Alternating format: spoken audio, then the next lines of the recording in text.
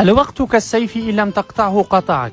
دقيقتان فقط، 120 ثانية لا أكثر، في حياة الإنسان قد تمر بلا أثر، لكنها في كرة القدم صنعت الفارق الكبير.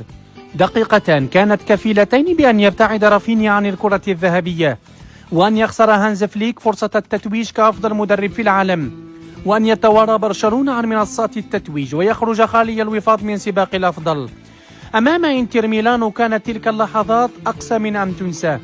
دقائق معدودة أوقفت زخم موسم كامل، حولت الطموح إلى حسرة، وأعادت إلى الأذهان أن كرة القدم لا تعترف إلا بمن يحسم في اللحظات الحاسمة.